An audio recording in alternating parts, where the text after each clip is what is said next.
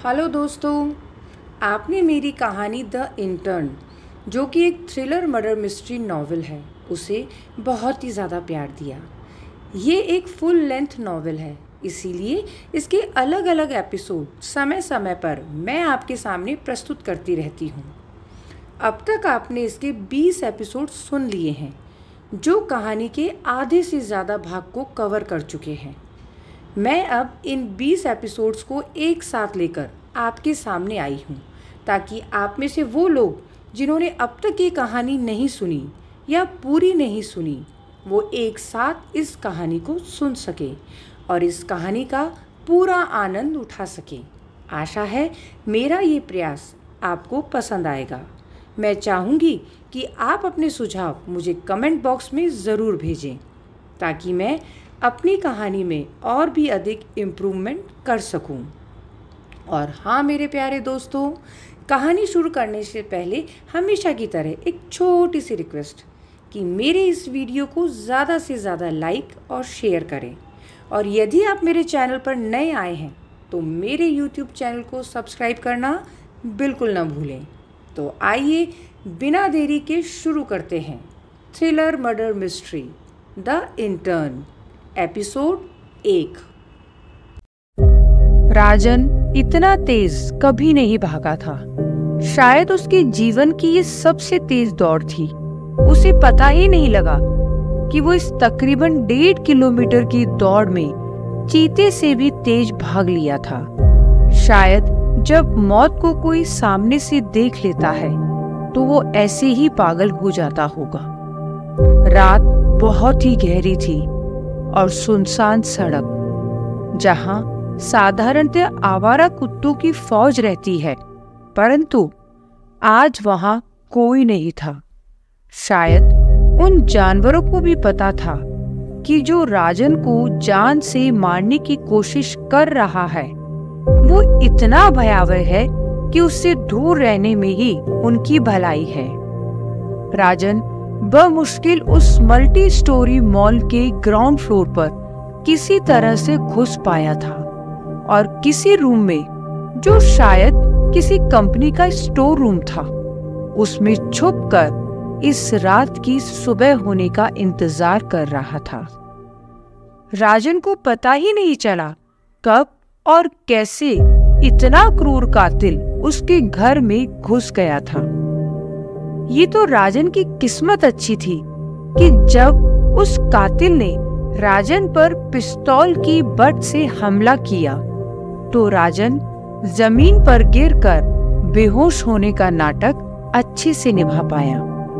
उस कातिल का इंटरेस्ट ना तो राजन के पैसे में था और ना ही किसी और चीज में। उसे सिर्फ राजन का लैपटॉप और उसकी रिसर्च से संबंधित नोट्स और पुस्तकों में ही रुचि थी। क्या उस क्रूर गुंडे को इतनी जटिल थीसिस समझ भी आएगी? और इसका एक ही मतलब था कि कोई और इस गुंडे के जरिए राजन की रिसर्च हासिल करने की कोशिश कर रहा था। राजन को पता था कि वो कौन था। राजन इसी उधेड़-बुन में ही था जब उसने देखा कि कातिल ने उसकी तरफ पिस्तौल तान दी थी और उसे मारने ही वाला था। तब अचानक से राजन ने वो कालीन खींच दी थी जिस पर वो कातिल खड़ा था। इससे पहले वो दुष्ट उठता, राजन खिड़की से बाहर कूदकर अपनी जीवन की सबसे तेज दौड़ लगा चुका था। उसने अपने जीवन के 50 वर्षों में शायद ही कभी इतनी तेज दौड़ लगाई हो, परंतु शायद ये उसके कुछ अच्छे कर्म ही होंगे कि आज वो इस गति से भाग पाया और अपनी जान उस अति क्रूर और खौफनाक व्यक्ति से बचा पाया। राजन को इंतजार था तो बस सुबह होने का। धीरे धीरे उस अंधेरे कमरे में उसकी आंखें भी अभ्यस्त होने लगी थी। वो मॉल का एक स्टोर रूम था जहां अनेकों बॉक्स पड़े हुए थे। राजन की सांस में सांस आ रही थी और धीरे धीरे उसकी धड़कनें संभल रही थी। उसकी किस्मत उस पर आज कुछ ज्यादा ही मेहरबान थी। उस बंद मॉल के अंधेरे स्टोर रूम में उसे एक छोटा सा नोकिया का फोन दिख गया। शायद किसी कर्मचारी का फोन आज वहां रह गया होगा। राजन ने फौरन उस फोन को अपने हाथों में उठा लिया। उसकी उत्सुकता ऐसी थी मानो किसी बहुत ही प्यासे व्यक्ति के सामने किसी ने शीतल जल रख दिया हो। राजन को वो नोकिया का छोटा फोन लाखों रुपयों के स्मार्टफोन से भी महंगा लग रहा था। राजन के लिए वो फोन उसके देवदूत द्वारा भेजा गया उसकी मुक्ति का साधन था। राजन ने फौरन 100 नंबर लगाया, परंतु फिर काट दिया। उसे एक अलग सा ही संशय होने लगा। उसके घर में उस अनजान कातिल का आ जाना, जिसे उसकी रिसर्च में इंटरेस्ट था, उसे किसी बहुत ही बड़े षड्यंत्र की बू आने लगी थी। हो सकता है लोकल पुलिस का कोई आदमी भी मिला हुआ हो और पुलिस को अपनी लोकेशन बताकर कहीं मैं उस कातिल को अपने तक पहुंचने में मदद ना कर दूं। फिर उसे लगा कि ये मैं क्या सोच रहा हूं। मैं कुछ ज्यादा ही एनालिसिस करने लग गया हूं। राजन को समझ नहीं आया कि वो क्या करे। तभी राजन को अपने पुत्र का ख्याल आया। उसका पुत्र दिल्ली में पढ़ रहा था। राजन ने अपने पुत्र को फोन लगाया। इस समय रात के 2 बज रहे थे। राजन के पुत्र ने फोन नहीं उठाया। राजन ने फिर फोन मिलाया और इस बार उसके बेटे ने फोन उठा लिया था। हेलो, राजन के बेटे ने उबासी लेते हुए बेमन से बोला। बेटा, मैं पापा बोल रहा हूँ। राजन ने हाफते हुए बोला। पापा, ये आपका कौन सा नंबर है? बेटा, ये मेरा नंबर नहीं है। तो फिर? राजन के बेटे को कुछ समझ नहीं आ रहा था कि रात के 2 बजे उसके पापा उसके साथ क्या खेल खेल रहे थे। बेटा, आज जब मैं अपनी रिसर्च कर रहा था तब अचानक से मेरे घर में एक 6 फुट लंबा काले वस्त्रों में घिरा हुआ मास्कधारी व्यक्ति घुस आया। क्या? राजन के बेटे की नींद उड़ गई। उसके पापा मुंबई में अकेले रहते थे। हाँ, और मैं अपने लैपटॉप पर काम कर रहा था। उसने मेरे को पीछे से पिस्तौल के बट से मारा। मैंने बेहोश होने का नाटक किया। मैंने देखा वो मेरा लैपटॉप, रिसर्च पेपर्स और जो भी कुछ मेरी टेबल पर था सब कुछ समेट रहा था। क्या? उसको आपकी रिसर्च के बारे में पता है? आपने तो मुझे भी ज्यादा कुछ नहीं बता रखा। हाँ बेटा, लगता है उसको किसी ऐसे व्यक्ति ने भेजा है जिसे मेरी रिसर्च के बारे में पता है। आपकी रिसर्च तो? राजन का बेटा अपना वाक्य पूरा करता उससे पहले राजन बोला। तुम ज्यादा मत बोलो, और मैंने तुम्हें जो किताब दी है उसके पन्ने 15, 21, 28, 35 और 41 के पहले 3 लाइन पढ़ लो। राजन का बेटा समझ गया था कि राजन क्या कहना चाह रहा था। उसे पता था कि राजन को ये डर हमेशा से था कि उसकी रिसर्च को कोई भी चुरा सकता था। इसीलिए उसने अपने पुत्र के पास एक कोड रखा हुआ था। बिना उस कोड के उसके लैपटॉप में से वो सेंसिटिव डिटेल्स नहीं निकाले जा सकते थे और बहुत ही कम लोगों को उसके बारे में पता था। बस एक बात समझ नहीं आई पापा, राजन का बेटा बोला। यही कि मैंने तो अपनी रिसर्च खत्म कर ली है, फिर अब हमला क्यों? राजन बीच में बोला। नहीं पिताजी, हमला तो अब ही होना था, परंतु उसने। राजन का बेटा अपना वाक्य पूरा करता उससे पहले ही फोन कट गया था। राजन ने देखा वो फोन डिस्चार्ज हो चुका था। शायद दिन भर से वो फोन वहीं पड़ा था और उसकी बैटरी खत्म होना लाजमी था। राजन को कुछ समझ नहीं आ रहा था कि उसने पुलिस को फोन नहीं करके कहीं गलती तो नहीं कर दी थी। उसने उस फोन को वहीं पर रख दिया जहां से उठाया था और धीरे धीरे उस स्टोर रूम से बाहर निकलकर आ गया। रात के 2:30 बज रहे थे। उसकी आंखें अब रात के अंधेरे में अभ्यस्त हो गई थी। वो धीरे धीरे मॉल से बाहर आ गया। राजन उस अंधेरी रात में उस सुनसान रास्ते पर अकेला खड़ा था। तभी राजन के कंधे पर किसी ने हाथ रखा। राजन की रूह कांप गई, परंतु वो धीरे धीरे पीछे मुड़ा। वो 6 फुट लंबा काले कपड़ों में काला मास्कधारी व्यक्ति खड़ा था। राजन ने मॉल से बाहर आकर बहुत बड़ी गलती कर दी थी। शायद उसे उसके भाग्य ने एक मौका भी दिया था, परंतु वो उस मौके का फायदा नहीं उठा पाया। राजन ने अपने पुत्र से बात करने के बजाय पुलिस को बुला लिया होता तो शायद अच्छा रहता। Thriller murder mystery the intern episode 2। Rajveer आज बहुत ही उदास था और उसका आज का दिन कोर्ट में बहुत ही बुरा गया था। वो बहुत ही गमगीन अंदाज में इंदिरापुरी पुलिस स्टेशन में घुसा और अनेकों हवलदारों के सैल्यूट को अनदेखा कर अपने कैबिन में अपनी कुर्सी पर जाकर बैठ गया।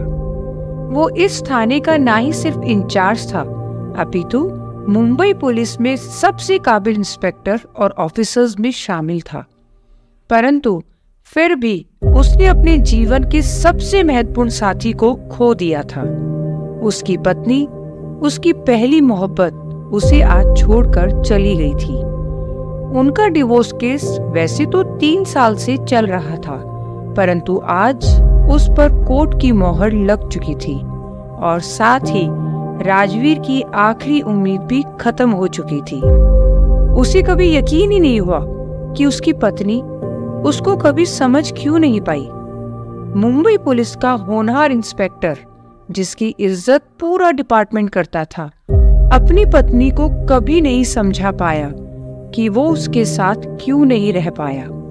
उन छोटी छोटी खुशियों में उसका साथ नहीं दे पाया जिसकी वो अपने पति से उम्मीद करती थी। और धीरे धीरे उनका फासला इस कदर बड़ा हो गया कि आखिर उनका रिश्ता कोर्ट में सार्वजनिक रूप से शर्मसार हो गया। राजवीर की उस उदासी को उसके एक हवलदार ने तोड़ा। सर, आपके लिए एसीपी साहब का फोन आया था, हवलदार बोला। क्या बोल रहे थे वो? राजवीर बोला। हालांकि उसका ज्यादा ध्यान नहीं था, वो अपने ही ख्यालों में खोया हुआ था। सेंट्रल सिटी हॉस्पिटल में आज एक आदमी हार्ट अटैक से मर गया है, हवलदार बोला। तो ये कोई पुलिस केस नहीं है? राजवीर चिल्लाते हुए बोला। हाँ सर, परंतु एसीपी सर बोले कि आप एक बार चेक कर लें। उस बंदे को कोई भी लेने नहीं आया, हवलदार बोला। यार, ये क्या बात हुई? राजवीर गुस्से से बोला। उसके सामने हवलदार का डरा हुआ चेहरा था। राजवीर फिर खुद से ही बोला, ठीक है, मैं चला जाऊंगा। राजवीर बेमन से उठा और धीरे धीरे अपनी जीप की ओर बढ़ गया। उसे नहीं पता था कि वो किसी ऐसे केस पर काम करने जा रहा था जो उसके जीवन का सबसे अनोखा केस होने वाला था। राजवीर जल्द ही सेंट्रल सिटी हॉस्पिटल पहुंच गया और उस हॉस्पिटल की मोर्चरी में उसे वो लाश दिख गई। वो किसी 50 वर्षीय आदमी की थी और ऐसा लग रहा था कि उसकी मौत 7-8 घंटे पहले ही हुई होगी। जल्द ही वो डॉक्टर वहां आ गया जो उस केस को हैंडल कर रहा था। सर, 2 लड़के इस आदमी को लेकर हमारे हॉस्पिटल में सुबह 6 बजे के करीब आए थे। उन्हें ये सड़क पर मिला था। राजवीर ने उस आदमी को गौर से देखा। डॉक्टर बोला, सर, शायद ये आदमी कुछ जरूरत से ज्यादा और बहुत लंबे समय तक बिना रुके भागा था, जिससे शरीर पर बहुत अधिक दबाव पड़ा और शायद ये भागने में ट्रेन भी नहीं था, जिससे हार्ट पर जोर पड़ा और हार्ट फेल हो गया। राजवीर डॉक्टर की बात काटते हुए बीच में बोला, समझ गया, परंतु कौन है ये आदमी, तुम्हें पता है? नहीं, डॉक्टर बोला। वो 2 आदमी कहाँ हैं जो इसे छोड़कर गए? राजवीर ने पूछा। वो तो चले गए, हालांकि उनकी डिटेल्स हैं मेरे पास, डॉक्टर बोला। ठीक है, मुझे उनका नंबर दे दो और इस आदमी की फोटो मैं अखबार में दे देता हूँ। यदि कुछ दिनों में कोई लेने नहीं आता है तो। इस बार डॉक्टर राजवीर की बात काटते हुए बोला, तो इसी हॉस्पिटल को ये बॉडी हैंडओवर हो जाएगी फॉर टीचिंग पर्पस। राजवीर ने हामी में सर हिलाया। राजवीर ने फिर अपने एसीपी को फोन लगाया और अपडेट दे दी। राजवीर ने कल्पना भी नहीं की थी कि ये लाश जो उसने अभी देखी है और जिसे वो एक साधारण केस समझ रहा है, वो राजन की लाश थी और ये केस बहुत खतरनाक मोड़ लेने वाला था। राजवीर अपनी जीप ड्राइव करके अपने घर चला गया। वो अभी किसी भी तरह पुलिस स्टेशन जाने की मन स्थिति में नहीं था। वैसे भी शाम हो चली थी। उसने रास्ते में रुककर अपने एजेंट को उस लाश की फोटो दे दी थी ताकि वो उसे सुबह के अखबार में छपवा सके। फिर राजवीर चुपचाप अपने घर आ गया। उसे वो घर काटने को दौड़ रहा था और राजवीर ने अपनी पत्नी की याद को बुलाने के लिए रॉयल चैलेंज की एक बोतल खोली और एक बड़ा पैक बना के पीने लगा। शायद ये विस्की ही उसे सहारा दे पाए।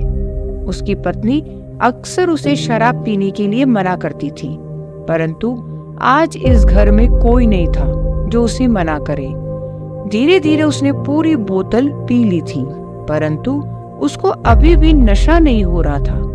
उसकी पत्नी ही उसके सामने बार बार आ रही थी। उसकी वो मुस्कान और वो अदाएं राजवीर को अब किसी सजा की तरह लग रही थी। राजवीर उठा और उसने एक और रॉयल चैलेंज की बोतल खोल ली। वो उस बोतल को भी तकरीबन पूरी ही पी चुका था। उसको नशे में पता ही नहीं चला कि कब वो पूरी रात सोफे पर बैठे बैठे अपनी पत्नी की यादों में सो गया था। राजवीर का ध्यान उस कर्कश फोन की ध्वनि ने तोड़ा जो उसके लैंडलाइन फोन से बज रही थी। उस समय सुबह हो चुकी थी और राजवीर ने फोन उठाया। दूसरी ओर वो सेंट्रल सिटी हॉस्पिटल का डॉक्टर था।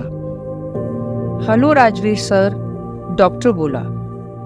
क्या हुआ, इतनी सुबह फोन कर रहे हो? राजवीर ने उबासी लेते हुए पूछा। सर, दोपहर के 2 बज रहे हैं, डॉक्टर बोला। क्या मुझे समय बताने के लिए फोन किया है? राजवीर गुस्से से बोला। सर, आपने वो लाश कल देखी थी ना? डॉक्टर बोला। हाँ, वो लाश आज गायब हो गई है। क्या? राजवीर का सारा नशा एकदम से गायब हो गया। सही में सर, क्या बकवास कर रहे हो? राजवीर बोला। सर, आप यहाँ आकर खुद देख लो।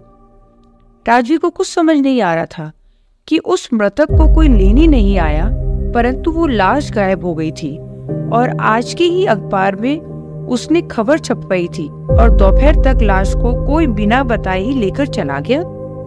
राजवीर तैयार होकर फौरन अस्पताल पहुंचा और उसने जल्द ही पता लगा लिया था कि मॉर्चुरी में कोई सीसीटीवी कैमरा नहीं था और जिन 2 लोगों ने अपने नंबर दिए थे वो भी फेक नंबर थे।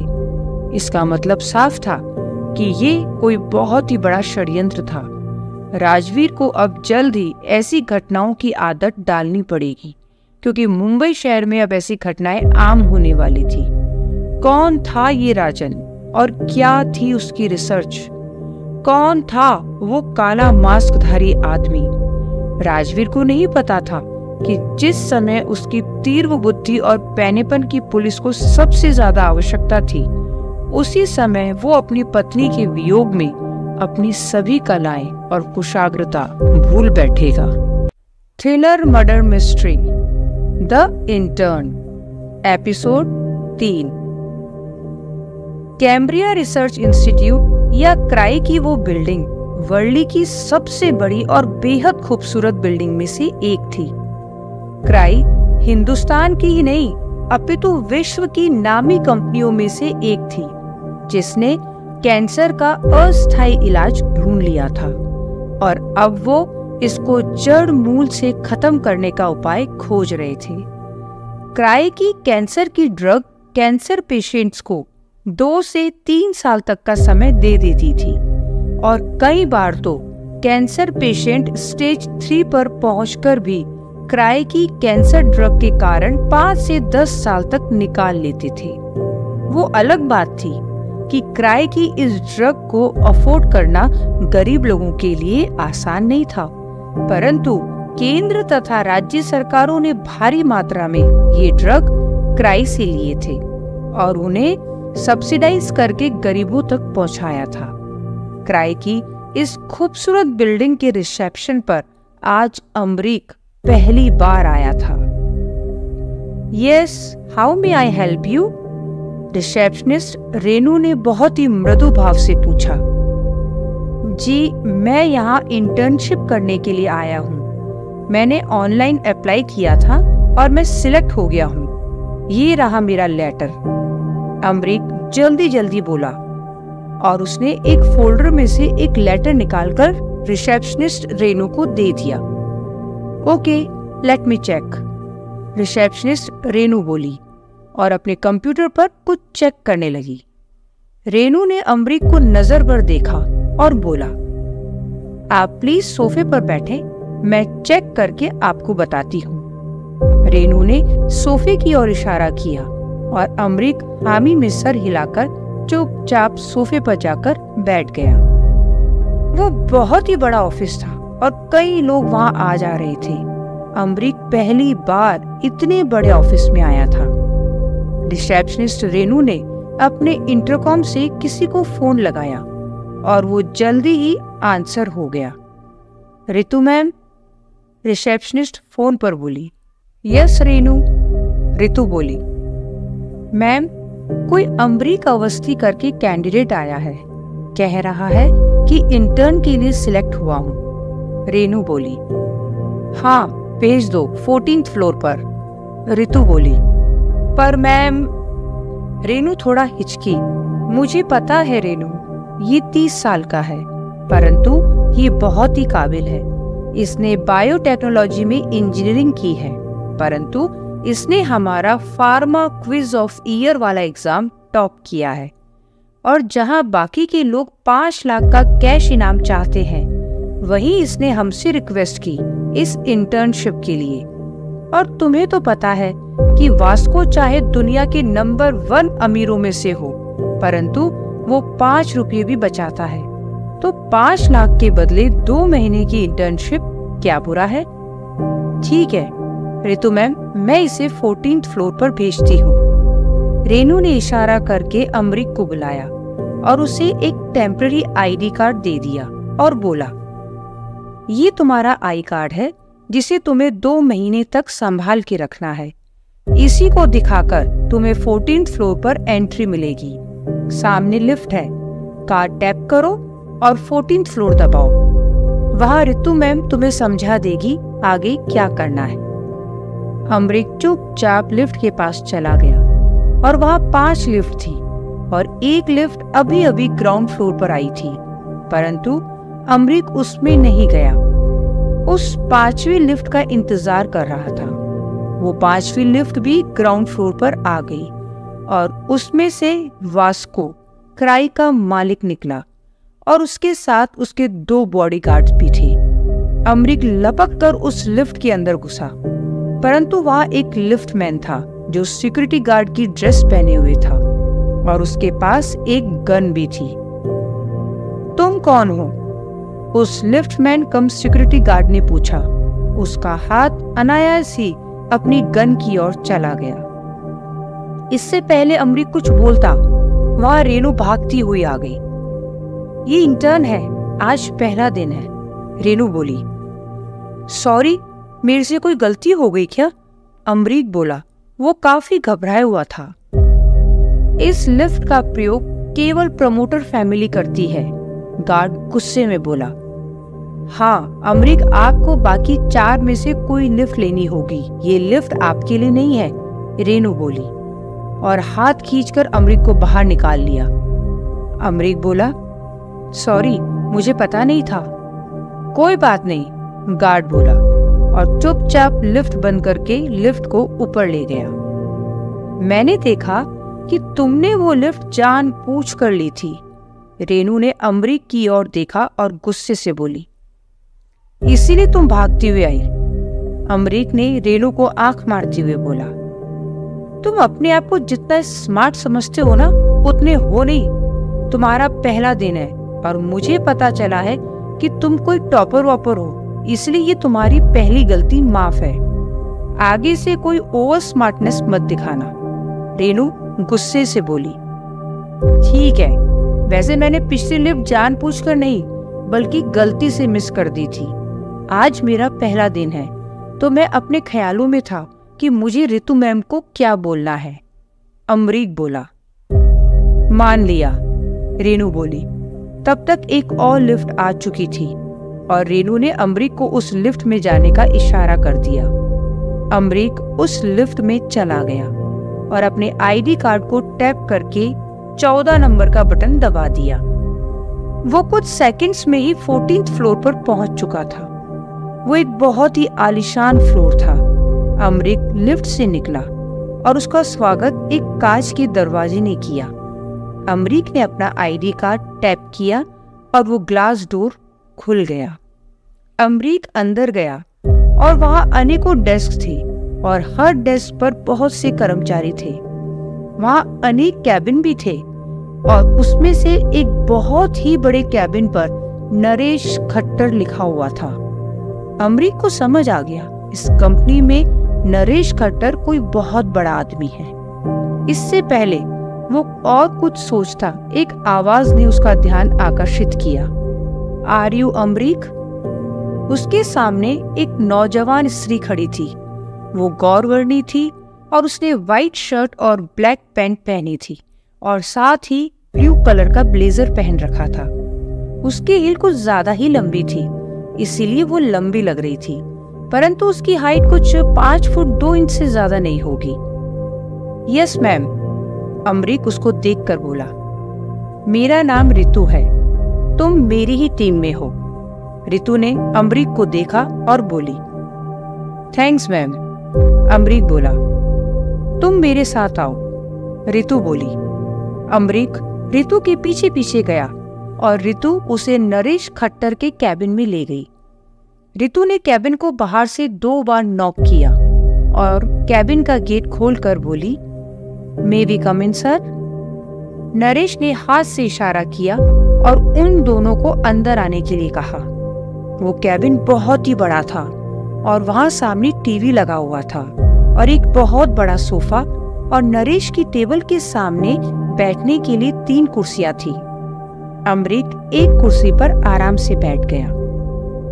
अमरीक, ये नरेश सर हैं, इस कंपनी के चीफ ऑपरेटिंग ऑफिसर। इस कंपनी का इंडिया और ओवरसीज सभी का पूरा ऑपरेशंस नरेश सर संभालते हैं। रितु बोली। Good morning sir, Amrik Naresh को देखकर बोला। वेल अमरीक, तुमने क्राई, जो कि एक फार्मा कंपनी है, उसमें इंटर्नशिप को क्यों चुना? तुम तो बायोटेक्नोलॉजी में इंजीनियर हो, किसी भी कंपनी में तुम्हें जॉब मिल जाता, नरेश बोला। सर, क्राई ड्रीम कंपनी है। मैं चाहता हूँ इन 2 महीनों में मैं आपको मेरे काम से इतना इम्प्रेस कर दूं कि आप मुझे जॉब ऑफर कर दें। इंटरेस्टिंग, नरेश बोला। तुम 30 साल के हो, तो तुम्हें अभी तक कोई जॉब क्यों नहीं मिला? नरेश थोड़ा संशयित होते हुए बोला। सर, मैंने बायोटेक्नोलॉजी से इंजीनियरिंग करने के बाद अपना एक स्टार्टअप खोला, परंतु मेरा बिजनेस फेल हो गया। फिर मैं जॉब ढूंढ ही रहा था कि आपका एडवर्टाइजमेंट आया और मैंने सोचा क्यों ना मैं ये क्विज कंपटीशन जीतूं, और बस मैंने वो जीता और इंटर्नशिप मिल गई। नरेश बोला, तुम बहुत ही इंटरेस्टिंग कैरेक्टर हो। थैंक्स सर, अमरीक बोला। रितु, इसे काम सिखा दो और मुझे 1 हफ्ते में रिपोर्ट दो, नरेश बोला। रितु ने हामी में सर हिला दिया। दोनों वहां से उठ खड़े हुए और जल्द ही रितु की डेस्क पर पहुंच गए। तुम्हें हमारे इनवॉइस प्रोसेस करने हैं, रितु बोली। क्या मैं आपके स्टोर में दवाइयों की अकाउंटिंग देखूं? अमरीक बोला। तुम अपनी मर्जी से काम चुनोगे? रितु गुस्से में बोली। नहीं, मेरा वो मतलब नहीं था, अमरीक बोला। देखो अमरीक, तुम इंटेलिजेंट होंगे, परंतु यहाँ तुम मेरे इंटर्न हो और मैं जो बोलूं तुम वो ही करो, रितु ऊंचे स्वर में बोली। ठीक है मैम, अमरीक बोला। रितु ने फिर कंप्यूटर पर अमरीक को क्या काम करना है बता दिया और उसे एक जगह पर बैठा दिया। रितु ने रेनू को अपने इंटरकॉम से फोन किया और बोला, तुम इस इंटर्न का आज का खाना मंगवा दो। ठीक है रितु मैम, परंतु वैसे वो कैंटीन में खाना खा लेगा? रेनू रिसेप्शनिस्ट बोली। हाँ, परंतु आज मैं उसे ऑब्जर्व करना चाहती हूँ, इसीलिए उसके डेस्क पर ही उसे खाना दे दो। मुझे कुछ ओवर स्मार्ट लग रहा है। वो तो है, मैंने देखा वो जानबूझकर वास्को सर की लिफ्ट में घुस गया था, रेनू बोली। क्या?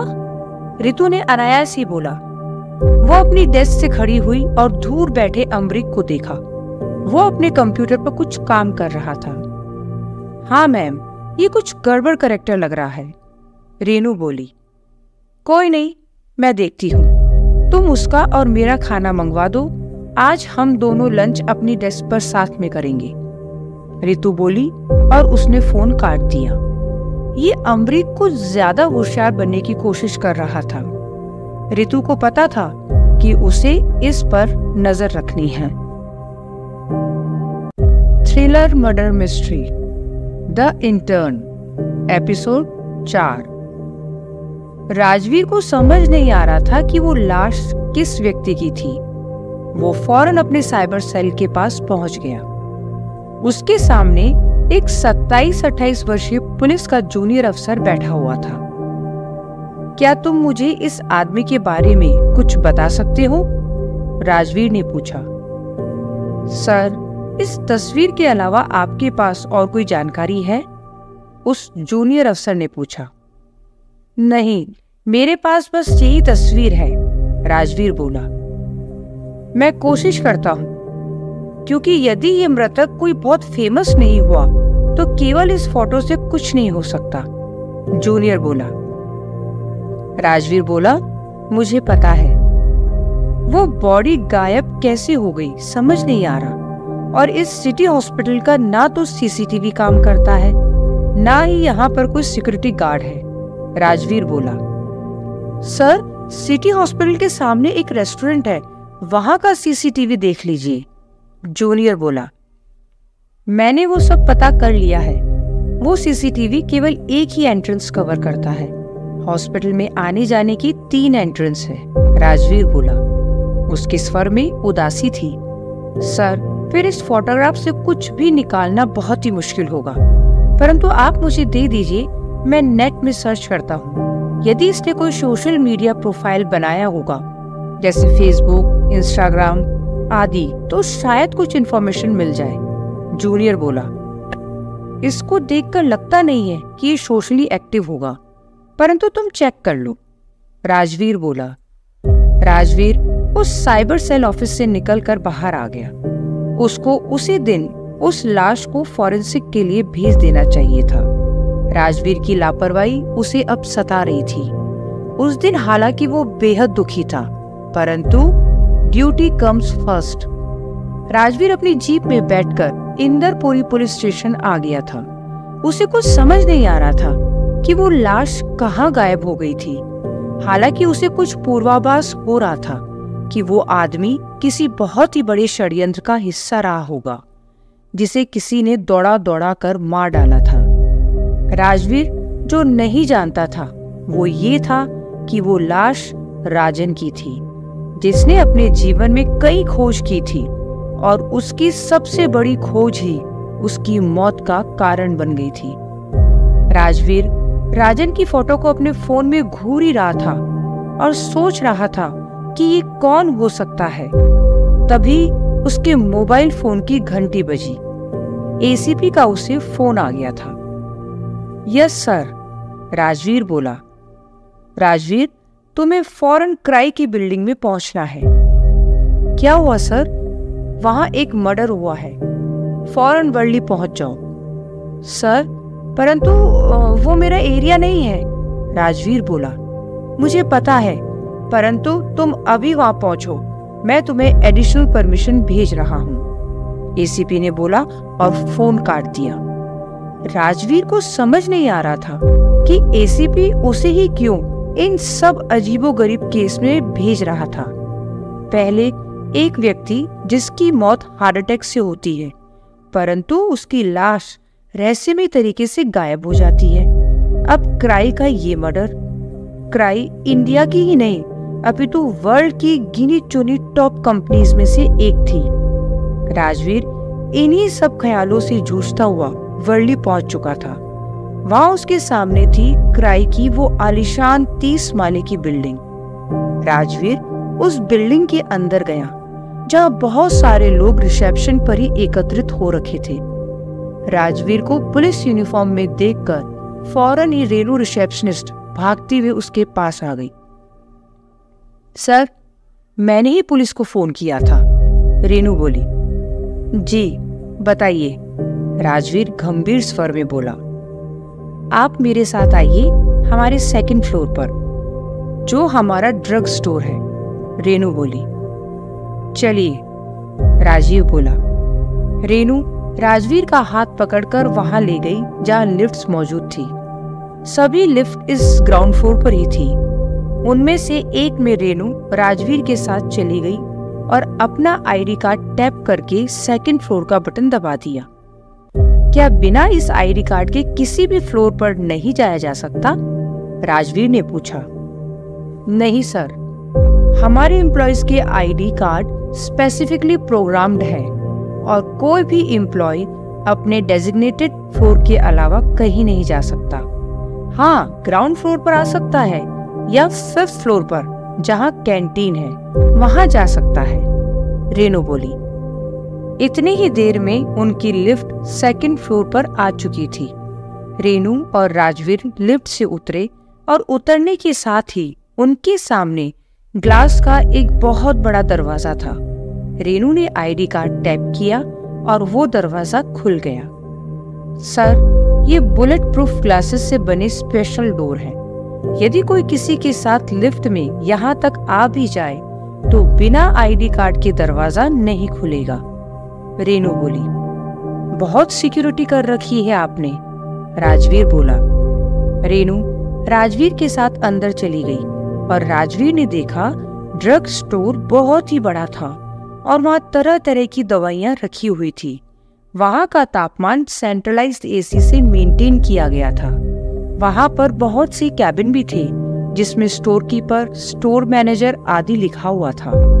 राजवीर को रेनू एक कैबिन में ले गई जिस पर लिखा था स्टोर कीपर।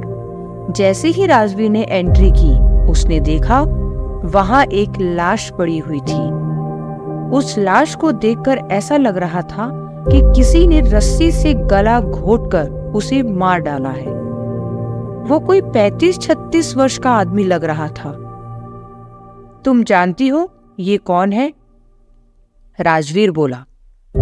हाँ, ये हमारा स्टोर मैनेजर है। सारी ड्रग्स की सेल का पूरा रिकॉर्ड यही मैनेज करता है, रेनू बोली।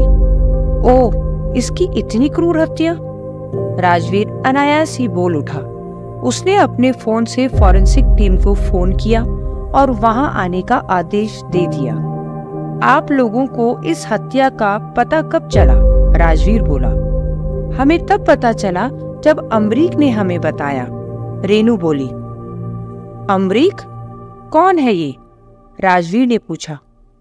वो हमारा इंटर्न है, रेनू बोली। मैं उससे मिलना चाहूंगा। वो कहाँ है? राजवीर ने पूछा। वो अभी तो 14th फ्लोर पर है, नरेश सर के कैबिन में हमने उसे रोका हुआ है। रेनू बोली। मैं कुछ समझा नहीं। रोका हुआ है? राजवीर बोला। सर वो इंटर्न कुछ अजीब सा है। उसने जब से हमें ज्वाइन किया है तब से ही वो बहुत ही संदिग्ध हरकतें कर रहा है। रेनू बोली। तुम थोड़ा कुछ और बता सकती हो उसके बारे में? राजवीर बोला। हाँ, उसने हमें कुछ एक हफ्ते पहले ज्वाइन किया है। आते ही वो ड्रग स्टोर में काम करना चाह रहा था, परंतु रितु मैम ने उसे मना कर दिया। फिर भी उसने किसी तरह से किसी एम्प्लॉय का आईडी कार्ड चुराया और आज ड्रग स्टोर में पहुंच गया। वो कहता है जैसे ही वो ड्रग स्टोर में पहुंचा, उसने देखा कि कोई हमारे ड्रग स्टोर के मैनेजर का रस्सी से गला घोंट रहा था। वो घबरा गया और फौरन उसने मुझे बताया, परंतु मैं जब तक सिक्योरिटी गार्ड्स को लेकर पहुंचती, वो आदमी भाग चुका था। रेनू बोली। ये कब की बात है? राजवीर ने पूछा। आज सुबह 8 बजे की। रेनू बोली। इतनी जल्दी आप सब आ जाते हो? राजवीर ने पूछा। वैसे हमारा ऑफिस 9 बजे खुलता है, परंतु लोग 8 बजे से आना चालू हो जाते हैं। रेनू बोली। समझ गया। मुझे 14th फ्लोर ले चलो, जरा आपके इस इंटर्न से मिल लेते हैं, तब तक फॉरेंसिक टीम भी आ जाएगी। राजवीर बोला। बिल्कुल सर। रेनू बोली। और हाँ, मैं अपने फोन से फोटो ले लेता हूँ। आप अपने सिक्योरिटी गार्ड्स को बोल दो कि इस एरिया में कोई नहीं आए। ये क्राइम सीन है, कोई किसी भी चीज को नहीं छुएगा जब तक कि फॉरेंसिक टीम नहीं आती। राजवीर बोला। मैं बोल देती हूँ, रेनू बोली। रेनू उसे लिफ्ट से 14th फ्लोर ले गई और राजवीर उसे आश्चर्य से देख रहा था कि वो अपने आईडी कार्ड से टैप करके किसी भी फ्लोर पर जा सकती थी। रेनू समझ गई और बोली, सर मैं किसी भी फ्लोर पर जा सकती हूँ, फ्लोर 28 से 30 छोड़कर। वो वास्को सर का फ्लोर है, इस कंपनी के मालिक का। ठीक है। राजवीर ने हामी में सर हिलाया। उसे उस इंटर्न से मिलने का इंतजार था। जब तक लिफ्ट 14th फ्लोर पहुंचती, रेनू ने राजवीर को उस इंटर्न की सारी संदिग्ध हरकतें बता दी थी। राजवीर सोच में पड़ गया था कि कौन है ये आदमी जो बायोटेक्नोलॉजी में इंजीनियर होने के बाद भी फार्मा कंपनी में इंटर्नशिप कर रहा है और उसके आते ही क्राइम में खून हो जाता है। पहली वो हार्ट अटैक वाली लाश का गायब होना और अभी इंटर्न जिसके आते ही क्राई जैसी नामी कंपनी में खून। राजवीर को आजकल बहुत ही रोमांचक असाइनमेंट्स मिल रहे थे, वो भी तब जब वो अपने काम से ब्रेक लेकर अपनी पत्नी के बारे में ही सोचना चाहता था। शायद ये उसकी अच्छी किस्मत थी जो उसे ऐसे केस मिल रहे थे जिसमें वो इतना व्यस्त हो जाने वाला था कि उसे अपनी पत्नी का गम भुलाने में मदद मिल रही थी, वरना वो तो शराब के नशे में अपनी सेहत और अपना कैरियर दोनों खराब कर लेता। Thriller murder mystery the intern episode 5। Naresh Khattar के कैबिन में इस वक्त वो इंटर्न अमरीक, रितु, रेनू और राजवीर थे। राजवीर अमरीक से पूछताछ करने ही वाला था, तभी नरेश भी वहां आ गया था। इंस्पेक्टर राजवीर, ये नरेश सर है, रितु बोली। और सर, ये है इंस्पेक्टर राजवीर, इस मर्डर केस के इन्वेस्टिगेटिंग अफसर। हाय इंस्पेक्टर, नरेश बोला। हेलो, राजवीर ने जवाब दिया। मैंने 2nd फ्लोर जाने की कोशिश की थी, परंतु आपकी फॉरेंसिक टीम और पुलिस टीम आ चुकी है, नरेश बोला। सर, आप वहां नहीं जाएं और सभी को बोल दीजिए जब तक फॉरेंसिक टीम अपना काम नहीं कर लेती, no movement on 2nd floor, Rajveer बोला। परंतु हमारी important drugs, specially cancer drugs वहां है, नरेश बोला। प्लीज सर, आपको कॉपरेट करना होगा, राजवीर शांत स्वर में बोला। ठीक है, नरेश ने निराशा भरे स्वर में बोला और अपनी सीट पर जाकर बैठ गया। राजवीर ने अमरीक को देखा जो कोने में खड़ा हुआ था। नरेश, अमरीक को बहुत ही हे और कटुता से देख रहा था। उसका बस चले तो वो इसे अभी इसी वक्त निकाल दे। इस अमरीक को रखना ही सबसे बड़ी भूल थी। तुम्हारा नाम? राजवीर ने अमरीक से पूछा। अमरीक अवस्थी, अमरीक ने शांत स्वर में बोला। तुम कहाँ से हो? राजवीर बोला। मैं लखनऊ से हूं, परंतु दिल्ली में पला बढ़ा हूं। अमरीक बोला। तो फिर तुम्हें मुंबई शहर की क्राई कंपनी में दिलचस्पी क्यों है? मैंने सुना है कि तुमने इनका कोई क्विज टॉप किया और इनसे इंटर्नशिप मांगी। राजवीर बोला। सर, वो इसलिए ताकि यदि मैं इन्हें इम्प्रेस कर दूं तो मुझे यहाँ जॉब मिल जाएगा। अमरीक बोला। ऐसे इम्प्रेस करोगे? सेकंड फ्लोर पर इलीगल तरीके से एंट्री करके? राजवीर अत्यधिक गुस्से में बोला। सर, जब मैं ऑफिस आया तो मैंने देखा हमारे स्टोर मैनेजर भी ऑफिस आ गए थे और हम दोनों ने साथ ही में लिफ्ट ली थी। आप चाहें तो सीसीटीवी में देख सकते हैं। अमरीक बोला। तो तुम उनके पीछे पीछे सेकंड फ्लोर पर चले गए? राजवीर बोला। नहीं सर, उनको हाई ब्लड प्रेशर की प्रॉब्लम थी और वो बोल रहे थे कि उन्हें उनकी तबीयत खराब लग रही है, तो मैंने उनको कहा कि मैं उन्हें मेडिसिन दे देता हूँ, बेंजेप्रिल मेडिसिन। इसीलिए मैं उनके साथ गया और उन्हें स्टोर कीपर के कैबिन में बैठाकर मैं बेंजेप्रिल ढूंढ रहा था। अब वो फ्लोर बहुत ही बड़ा है और मुझे पता ही नहीं चला कि कब वो काला मांसधारी आदमी वहां आ गया और उनका रस्सी से गला घोट दिया।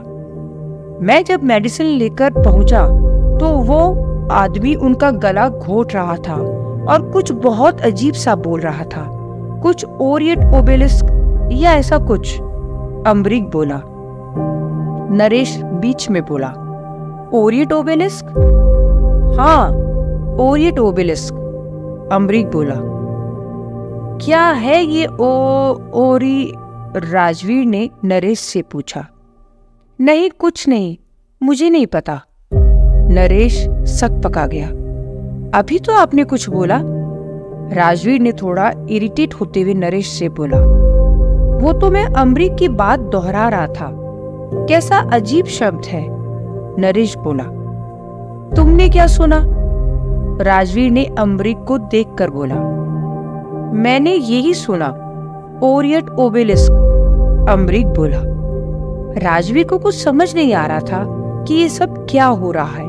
उसे अब उस इंटर्न के साथ साथ नरेश पर भी शक हो रहा था, क्योंकि नरेश और अमरीक दोनों को ही नहीं पता था कि जब अमरीक ने ओरिएंट ओबेलिस्क बोला तो उसने नरेश की ओर देखा और नरेश ने फौरन रिएक्ट किया। इसका मतलब कुछ तो राज है इस इंटर्न और इस ओरिएंट ओबेलिस्क का। राजवीर को कुछ समझ नहीं आ रहा था कि वो किस भंवर में फंस रहा था। आप बोले तो मैं आपको रिसेप्शन और लिफ्ट के सीसीटीवी दिखवा सकता हूँ, नरेश बोला। उसे इस ओरिएंट ओबेलिस्क से राजवीर का ध्यान हटाना था और इस इंटर्न अमरीक से पूछना था कि उसने और क्या क्या सुना था। हाँ, इससे मदद मिलेगी। और हम भी तो देखिए कौन काला मांसधारी आदमी आपकी कंपनी में घुस आया। राजवीर ने अमरीक को शक भरी निगाहों से देखते हुए बोला। नरेश ने रितु को इशारा किया और रितु वहां से निकल गई। ठीक है मिस्टर इंटर्न, आगे बताइए, राजवीर ने इंटर्न से पूछा। बस फिर कुछ नहीं, मैं घबरा गया और वहां से भागकर एक अलमीरा के पीछे छुप गया। वो आदमी सेकंड फ्लोर से बाहर निकल गया और मैंने रेनू रिसेप्शनिस्ट को फोन कर दिया। अमरीक बोला। मतलब उस मर्डरर ने ये जानते हुए भी कि तुम आई विटनेस हो तुम्हें छोड़ दिया? राजवीर ने अमरीक से पूछा। हाँ, उसे भी तो डर होगा कि बाकी लोग कभी भी आ सकते हैं, अमरीक बोला। तभी रितु एक पेन ड्राइव लेकर आ गई और उसने वो पेन ड्राइव नरेश के लैपटॉप में लगा दी और स्क्रीन पर सीसीटीवी फुटेज आ गया। जैसा अमरीक ने बताया, उसने और स्टोर मैनेजर ने साथ में लिफ्ट ली और दोनों कुछ बातें कर रहे थे। दोनों फिर सेकंड फ्लोर पर उतर गए और स्टोर मैनेजर ने अपने आईडी कार्ड से ग्लास डोर खोला और अमरीक के साथ स्टोर कीपर के कैबिन में चला गया। अमरीक अकेला बाहर आया और तभी वो सीसीटीवी कैमरा ब्लैंक हो गया। ये क्या हुआ? राजवीर ने पूछा। उस कातिल ने सीसीटीवी तोड़ दिया होगा, अमरीक बोला। परंतु वो अंदर आया कब? मुझे रिसेप्शन का सीसीटीवी दिखाओ, राजवीर बोला। रितु ने रिसेप्शन का सीसीटीवी दिखाया, परंतु कहीं पर भी वो काला मास्कधारी आदमी नहीं दिखा। राजवीर बहुत देर तक बहुत सारी सीसीटीवी फुटेज देखता रहा, परंतु उसे वो काला मास्कधारी आदमी कहीं नजर नहीं आया। अमरीक, तुम झूठ बोल रहे हो। राजवीर ने अमरीक को देखा। मैं तुम्हें गिरफ्तार कर रहा हूं, राजवीर बोला। परंतु किस ग्राउंड पर? नरेश बीच में बोला। आपने देखा नहीं कि कोई भी काला मास्कधारी नहीं था। अमरीक और वो मृतक साथ में उस कैबिन में गए और उसके बाद सीसीटीवी खराब हो गया और अमरीक के अलावा वहां और कोई नहीं था, राजवीर बोला। इंस्पेक्टर, मुझे लगता है कि अमरीक के पास कोई मोटिव ही नहीं है मर्डर करने का, और यदि है भी तो वो भागा क्यों नहीं? नरेश ने बोला। क्योंकि वो सेकंड फ्लोर का गेट नहीं खोल पाया, राजवीर बोला। परंतु क्यों नहीं? उसके पास उस मृतक का आईडी कार्ड होना चाहिए था, नरेश बोला। हाँ, राजवीर बोला, परंतु वो मेरे पास नहीं है। वो काला मास्कधारी आदमी उसे लेकर चला गया, अमरीक बोला। राजवीर को कुछ समझ नहीं आ रहा था। ये अमरीक कुछ बहुत बड़ा खिलाड़ी लग रहा था। राजवीर को ये भी समझ नहीं आ रहा था कि नरेश इस अमरीक को बचाने में क्यों लगा है। राजवीर क्राई कंपनी के चीफ ऑपरेटिंग अफसर से बिना बात के पंगा नहीं लेना चाहता था, और वैसे भी उसे उस ओरिएंट ओबेलिस्क के राज का भी पता लगाना था। मैं फिर भी अमरीक को अरेस्ट कर रहा हूँ, राजवीर बोला। This is absolutely wrong, Naresh चिल्लाया। Mister Khattar, please don't interfere, Rajveer बोला। राजवीर ने अमरीक को अरेस्ट किया और वहां से निकल गया। नरेश गुस्से में आग बबूला हो गया था और रितु और रेनू को समझ नहीं आ रहा था कि नरेश को क्या प्रॉब्लम है। वो दोनों ही अमरीक की गिरफ्तारी से बहुत ही खुश थी। Thriller murder mystery the intern, episode 6। अभिषेक बेतहाशा भागते हुए प्रथमेश के कैबिन के बाहर पहुंच चुका था। प्रथमेश की सेक्रेटरी ने उसे रोकने की कोशिश की, परंतु अभिषेक के पास समय बहुत कम था। वो प्रथमेश का दरवाजा खोलते हुए अंदर चला गया। प्रथमेश अपनी कंपनी मूनस्टोन फार्मा के रेवेन्यू की रिपोर्ट देख रहा था। प्रथमेश, आपने सुना? अभिषेक ने जल्दी जल्दी बोला। उसके स्वर में एक अलग सा उतावलापन था। क्या? प्रथमेश अपनी टेबल से नजर उठाते हुए बोला। उसके आलीशान कैबिन में अपनी टेबल के पास खड़ा हुआ प्रथमेश किसी चक्रवर्ती राजा से कम नहीं लग रहा था। वास्को की कंपनी में मर्डर हुआ है, अभिषेक बोला। क्या? ये कब हुआ? प्रथमेश बोला। मेरी खबरी ने अभी अभी खबर भेजी है, पुलिस भी वहां आ गई है, अभिषेक बोला। तो फिर मीडिया भी आने वाली होगी, प्रथमेश बोला। प्रथमेश वास्को से बेइंतहा नफरत करता था। मूनस्टोन फार्मा भी बड़ी फार्मा कंपनी में से एक थी, परंतु जब से वास्को ने कैंसर का अस्थायी इलाज ढूंढ लिया था, तब से वास्को की कंपनी का रेवेन्यू और प्रॉफिट कई गुना बढ़ गए थे।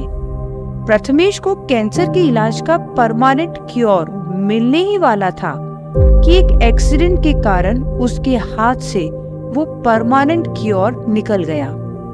आज उसके पास वो परमानेंट क्योर होता तो वास्को की क्राई को मूनस्टोन फार्मा बहुत पीछे छोड़ चुकी होती, क्योंकि वास्को के पास केवल अस्थायी इलाज था। अभिषेक ने प्रथमेश को झंझोरा और उसे उसकी ख्वाबों की दुनिया से वापस लाया। अभिषेक बोला, ये अच्छा मौका है। हाँ, पता लगाओ कि वास्को की कंपनी में क्या चल रहा है। अपने मीडिया सेल को खबर कर दो। मीडिया के लोग वास्को को घेर लेंगे। प्रथमेश बोला। मैं बोल देता हूँ। वैसे एक बुरी खबर भी है, अभिषेक बोला। उसके स्वर में थोड़ी हिचक थी। क्या? प्रथमेश गुस्से में बोला। जो मरा है वो अपना ही डबल एजेंट था, सत्या, अभिषेक बोला। वो क्राई का स्टोर मैनेजर? प्रथमेश बोला। हाँ, जो अपने को क्राई के कई सारे ड्रग्स सप्लाई कर देता था और हम उन पर अपना लेबल लगाकर मार्केट में बेचते थे, अभिषेक बोला। उसको किसने मार दिया? प्रथमेश बोला। यही तो समझ नहीं आ रहा कि जिसने सत्या को मारा है वो हमें नुकसान पहुंचाना चाहता था या वास्को को, अभिषेक बोला। परंतु वो सत्या किसी भी काम का नहीं था।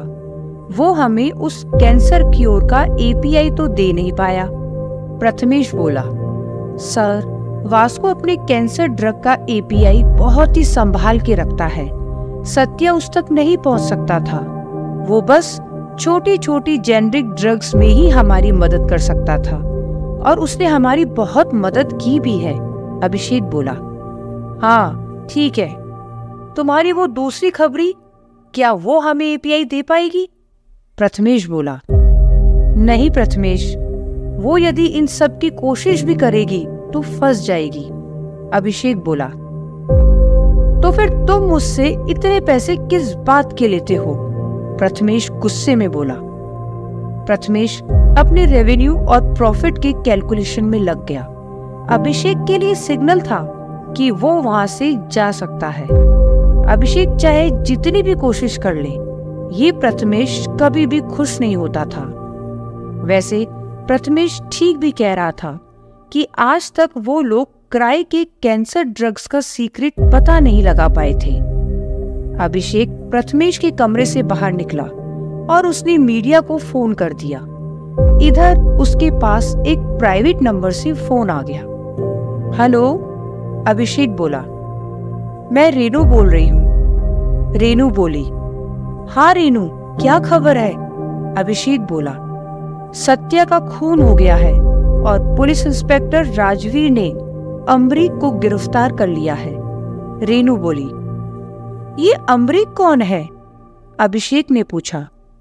एक इंटर्न है, परंतु बहुत ही संदिग्ध है। पहले मुझे लगा आपने प्लान किया है, परंतु अब लग रहा है कि कुछ और ही चक्कर है, रेनू बोली। मतलब? मैं कुछ समझा नहीं, अभिषेक ने पूछा।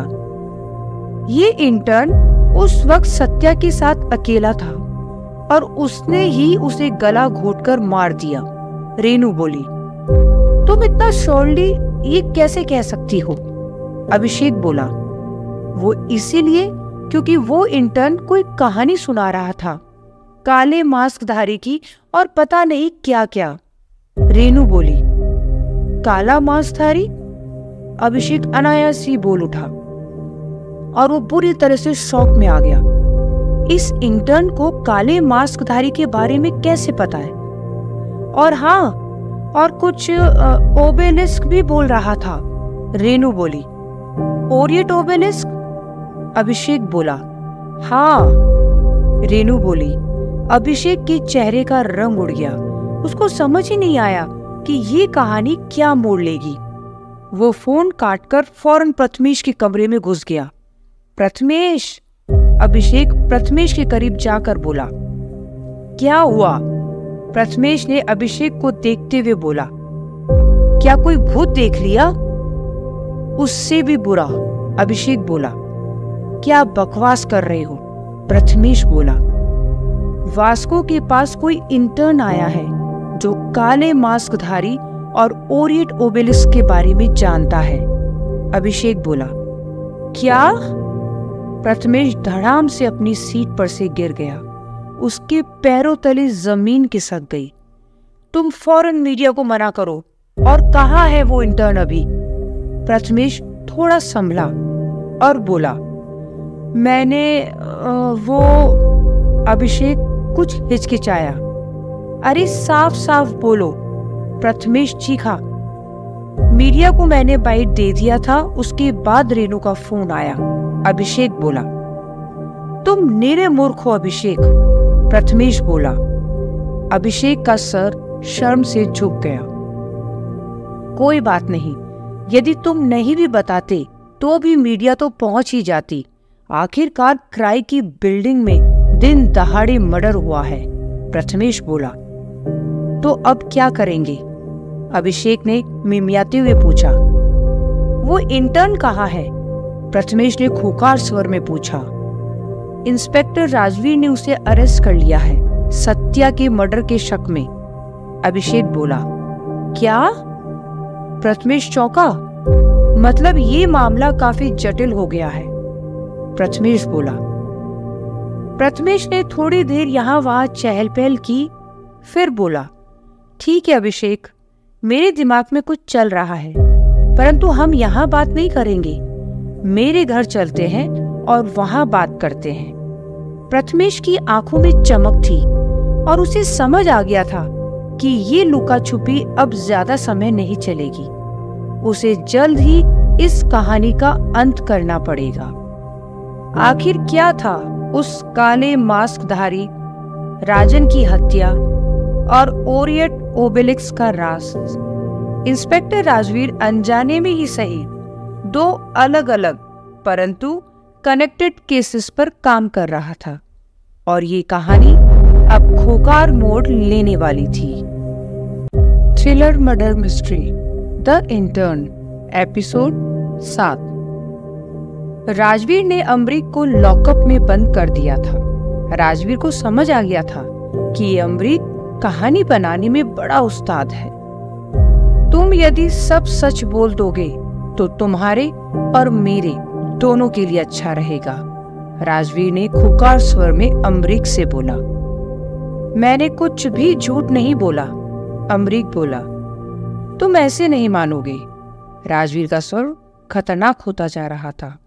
इससे पहले राजवीर कुछ कहता या करता, राजवीर के जेब में रखा फोन बज गया। वो साइबर सेल से जूनियर अफसर का फोन था। बोलो, राजवीर ने फोन रिसीव करते हुए बोला।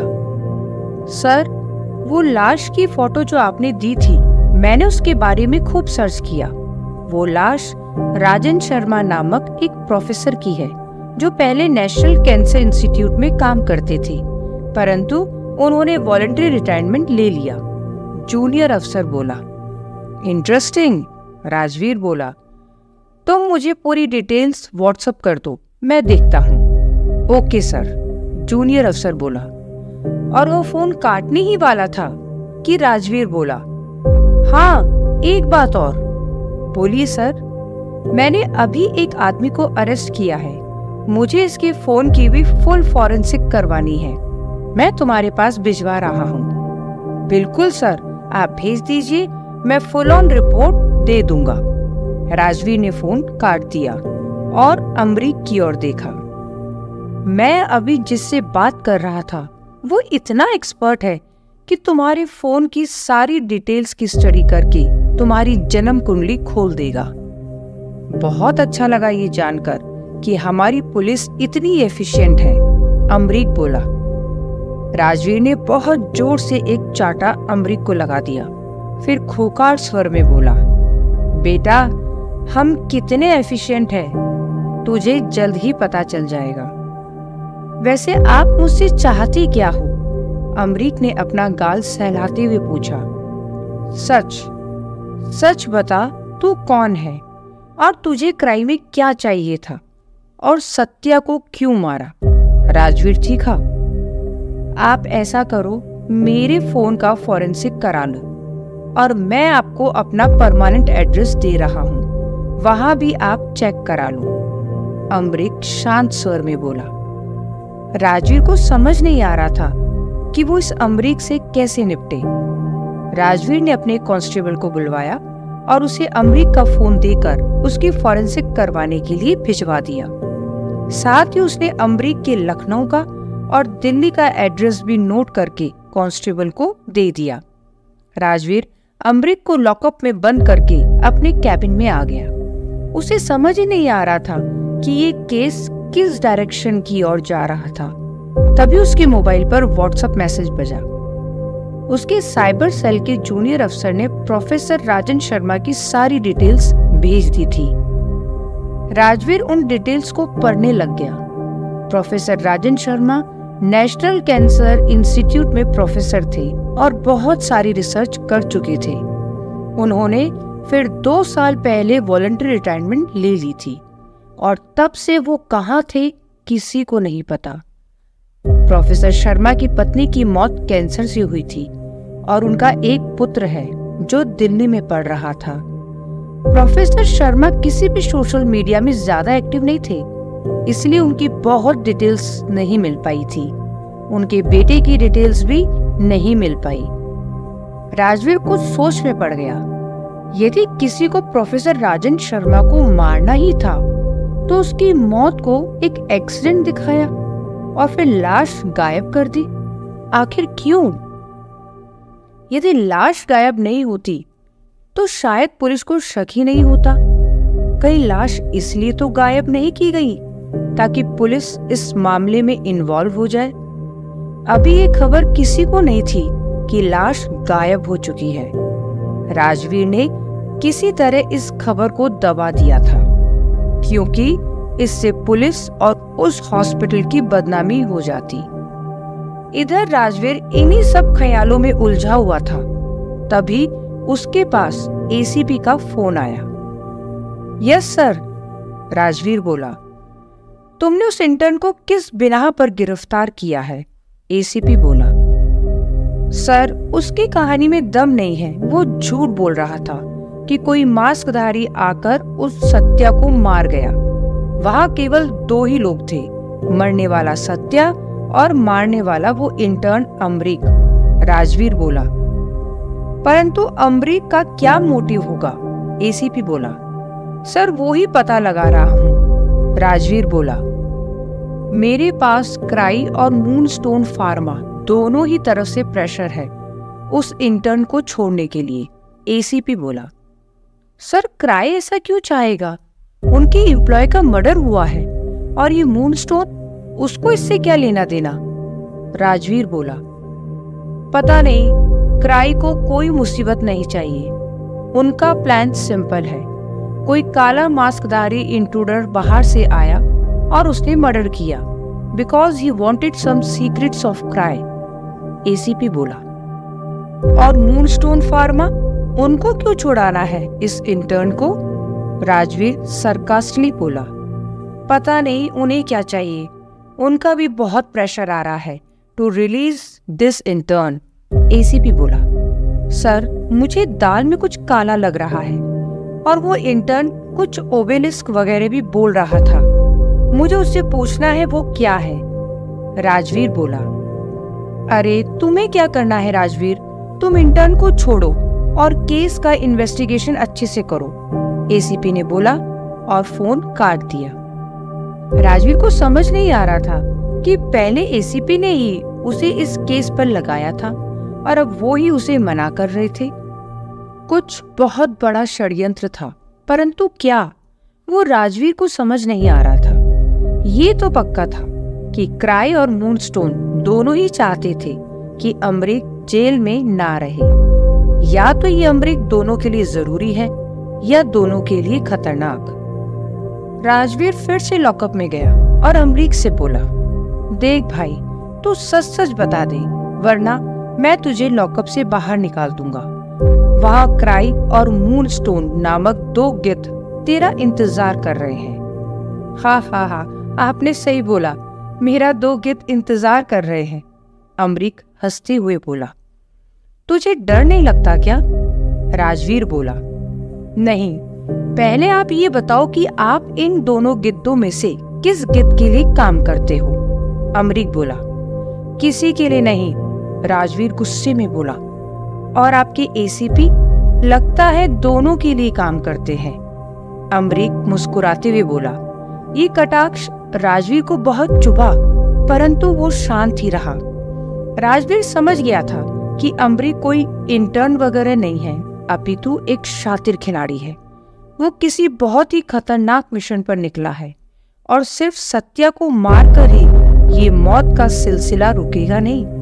ये तो बस शुरुआत है। अमरीक का इरादा बहुत ही खतरनाक है, परंतु ये क्यों और क्या चाहता है? Thriller murder mystery the intern episode 8। तुम्हें तुम्हारा फोन कुछ दिनों में मिल जाएगा। मैं तुम्हें फिलहाल छोड़ रहा हूँ, परंतु याद रखना तुम मेरे रडार पर रहोगे। राजवीर ने अमरीक को लॉकअप से निकालते हुए बोला। वैसे आप बहुत ही ईमानदार इंस्पेक्टर लग रहे हैं, अमरीक बोला। मैं बहुत बुरा भी हूँ, खासकर अपराधियों के लिए, परंतु तुम अपना ध्यान रखो। तुम्हारे पीछे न सिर्फ क्राई अपितु मूनस्टोन भी लगा हुआ है। राजवीर बोला। मुझे पता है, वैसे मैं यही चाहता था, अमरीक बोला और वहां से निकल गया।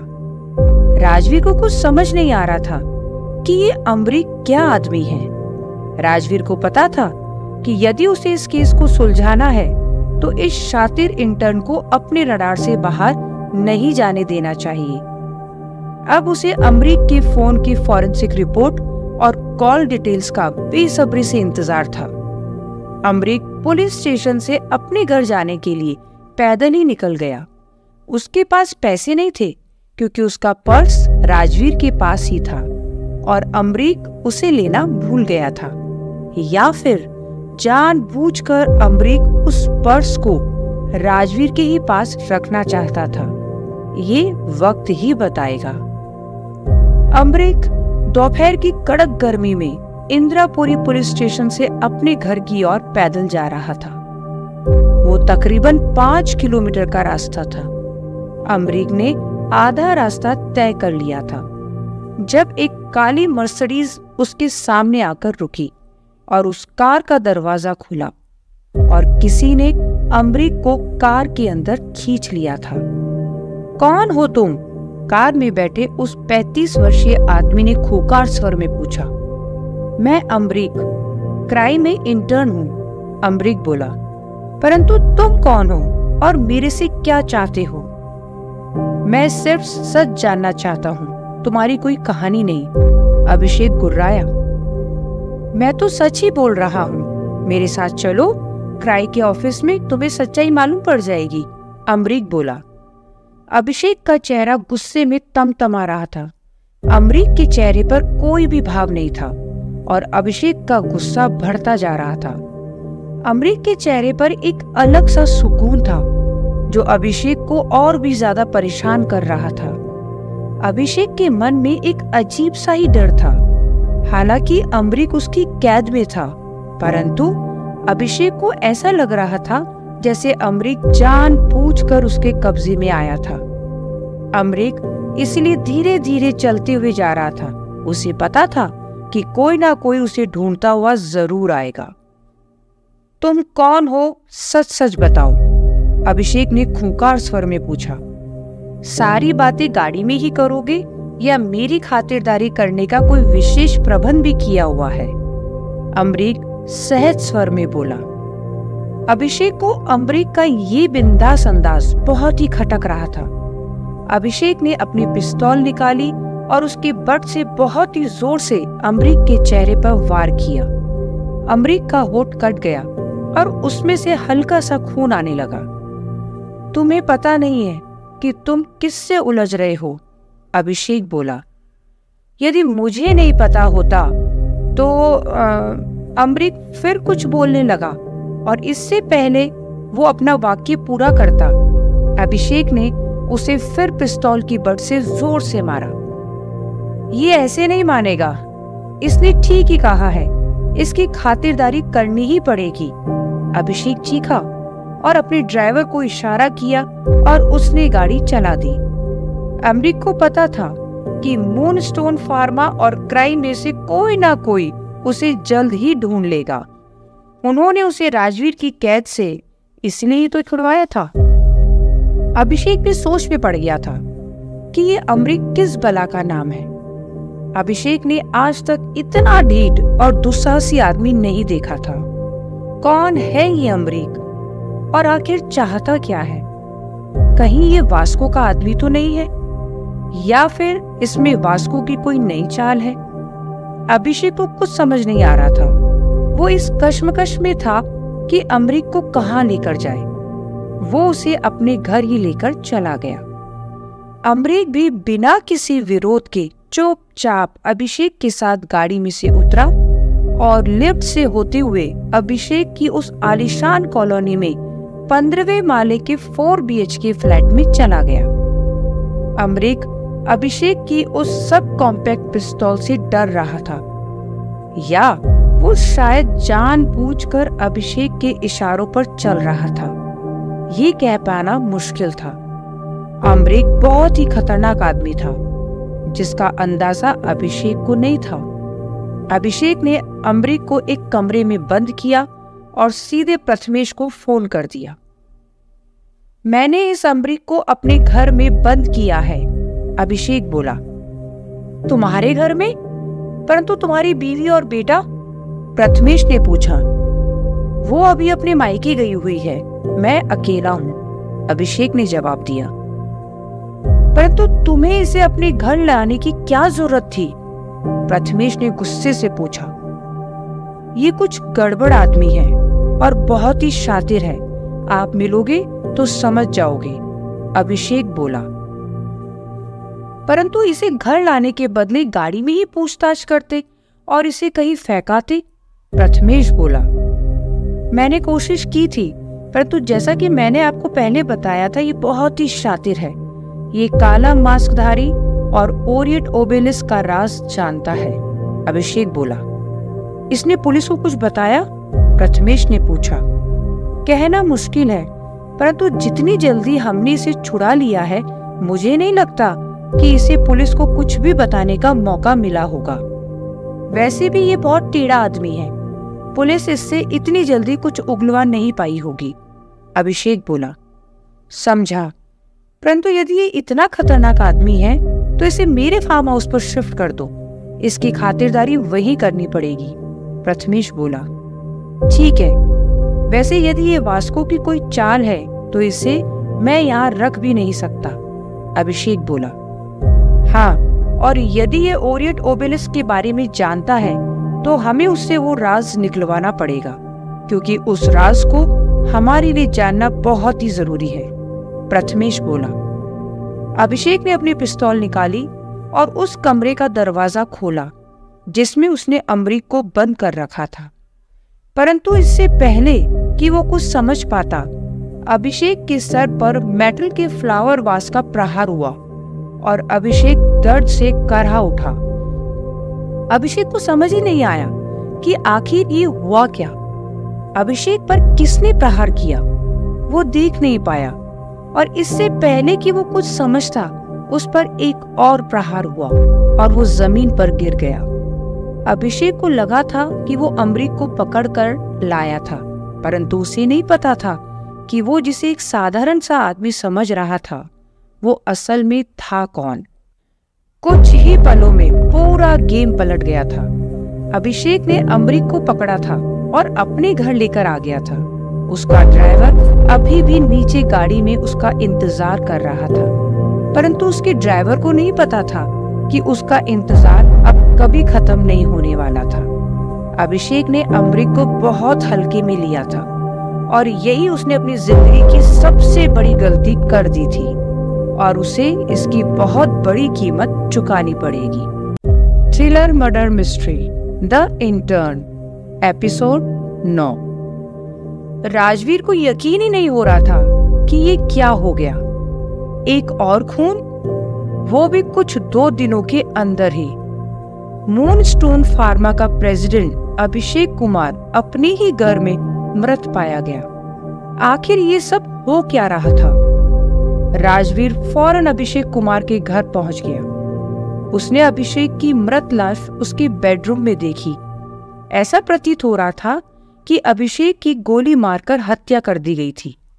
वो कमरा पूरी तरह से बिखरा हुआ था। अभिषेक की लाश का मुआयना करने से राजवीर को समझ आ गया था कि अभिषेक के सर पर पहले किसी ने जोर से कोई मोटे कांच की स्टैचू या वास मारा, फिर उसे गोली मार दी। परंतु यदि गोली ही मारनी थी तो पहले कांच की उस मोटी चीज से सर पर क्यों मारा? और फिर उस बेडरूम में वो कातिल क्या ढूंढ रहा था? राजवीर ने पूरा कमरा अच्छे से देखा। बेडरूम की अलमीरा में से ऐसा लगता था कि पैसे और कीमती चीजें गायब हैं। राजवीर की तीव्र निगाहों ने देख लिया था कि वहां मैकबुक का चार्जर चार्जिंग पॉइंट पर लगा हुआ था। इसका मतलब अभिषेक के पास मैकबुक था, परंतु वो मैकबुक उस घर में अब नहीं था। राजवीर को कुछ खास समझ नहीं आ रहा था कि ये किसी लूट के मकसद से की गई हत्या है या कोई सोची समझी साजिश है। इतनी ही देर में फॉरेंसिक टीम आ गई थी और पड़ोसियों ने शायद मृतक अभिषेक के परिवार को खबर कर दी थी। अभिषेक की पत्नी वहां पहुंच चुकी थी। वो बेतहाशा रो रही थी। अभिषेक कुछ 35 वर्षीय व्यक्ति होगा और उसकी पत्नी को यकीन ही नहीं हो रहा था कि इतनी भरपूर जवानी में उसका पति उससे छीन लिया जाएगा। वो अभी कुछ भी कहने या कुछ बताने के काबिल नहीं लग रही थी। राजवीर को हालांकि उससे बात करनी ही होगी। मूनस्टोन फार्मा भी हिंदुस्तान की बड़ी कंपनियों में शामिल थी और इतनी बड़ी कंपनी की प्रेसिडेंट की उसी के घर में निर्मम हत्या, इससे बढ़िया मसालेदार खबर मीडिया को और क्या मिलेगी। राजवीर मृतक अभिषेक की पत्नी के पास पहुंचा और पूछा, मैं आपका दर्द समझ सकता हूं, परंतु आपके पति के कातिल तक पहुंचने के लिए मुझे आपसे कुछ प्रश्न पूछने होंगे। अभिषेक की पत्नी ने हामी में सर हिला दिया। क्या आपके पति की किसी से दुश्मनी थी? नहीं, अभिषेक की पत्नी बोली। क्या आपको किसी पर शक है? नहीं, परंतु आप सोसाइटी के सीसीटीवी चेक कर लीजिए, अभिषेक की पत्नी बोली। मैंने वो मंगवा लिए हैं। क्या आपके घर पर कोई सीसीटीवी कैमरा है? राजवीर बोला। नहीं, घर पर तो नहीं है। क्या आप बता सकती हैं कि कितना पैसा या कीमती सामान या लैपटॉप लेकर वो कातिल गया होगा? मेरे ख्याल से कुछ ज्यादा पैसे तो नहीं होंगे, और हाँ, अभिषेक का मैकबुक गायब है और बस वो किताब गायब है जो अभिषेक इस तिजोरी में रखते थे। किताब? राजवीर ने अनायास ही बोला। उसे कुछ समझ ही नहीं आ रहा था। हाँ, अजीब सा नाम था, कुछ ओबेलिस्क जैसा, अभिषेक की पत्नी बोली। ओबेलिस्क? राजवीर के दिमाग में कुछ तार गूंजे। उसने ये शब्द पहले भी सुना था, जब नरेश ठक्कर इस शब्द से चौंक गया था। हाँ, पता नहीं उस किताब में ऐसा क्या था कि अभिषेक उसे लॉकर में रखते थे। कहते थे कि ये किताब नहीं, चाबी है। चाबी है? किस चीज की? राजवीर ने जोर देकर पूछा। पता नहीं, मैंने कभी पूछा नहीं।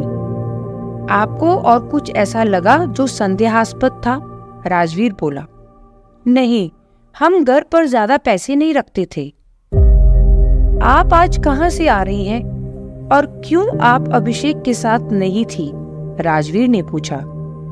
मैं अपनी मम्मी के पास ठाणे गई थी, परंतु जैसे ही मुझे हमारे पड़ोसी का फोन आया, मेरा तो संसार ही हिल गया। मैं फौरन आ गई। अभिषेक की पत्नी जोर जोर से रोने लग गई। राजवीर ने वहां खड़ी औरतों को इशारा किया और वो उसे संभालने आ गई।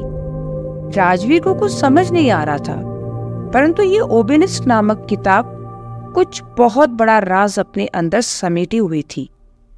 इधर राजवीर का कांस्टेबल उसके पास आया और बोला, सर, ये लीजिए पेन ड्राइव, पिछले 24 घंटे की सीसीटीवी फुटेज इसमें मौजूद है। ठीक है, राजवीर बोला।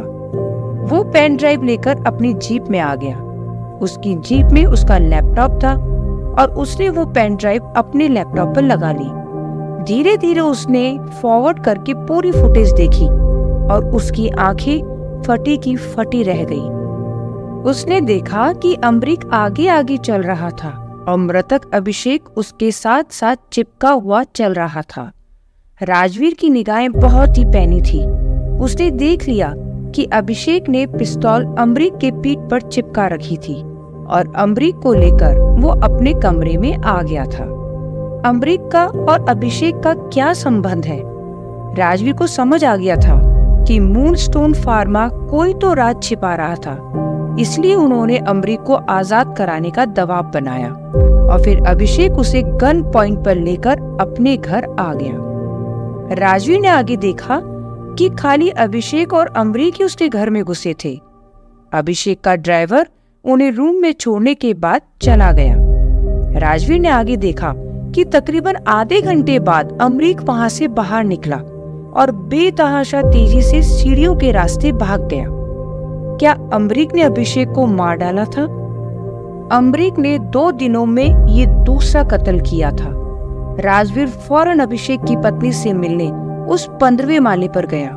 अभिषेक की पत्नी गमगीन अवस्था में बैठी हुई थी।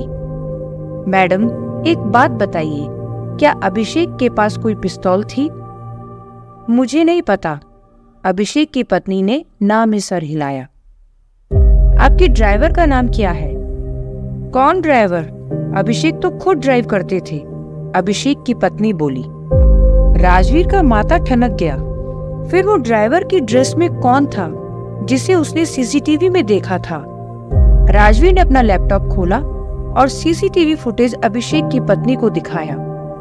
उसमें ड्राइवर की ड्रेस में एक व्यक्ति था और अभिषेक अमरीक को पिस्तौल की नोक पर अपने घर में लेकर घुसा था और वो ड्राइवर अभिषेक और अमरीक को छोड़कर वापस नीचे चला गया।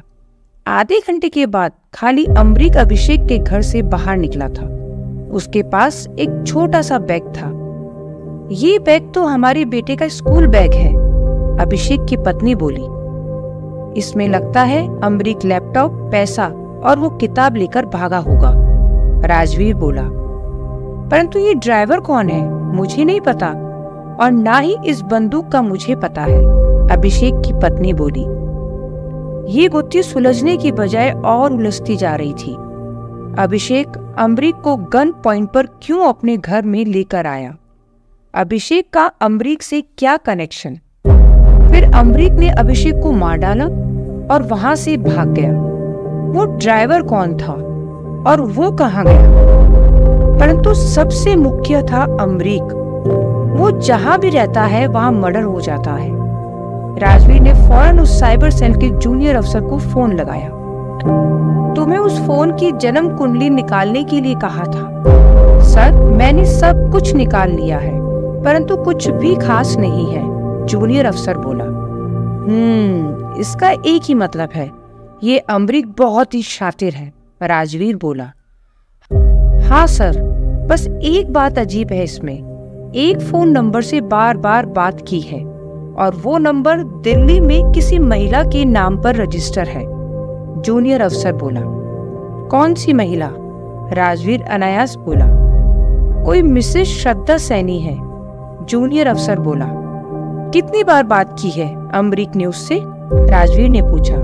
कई बार, तकरीबन रोज।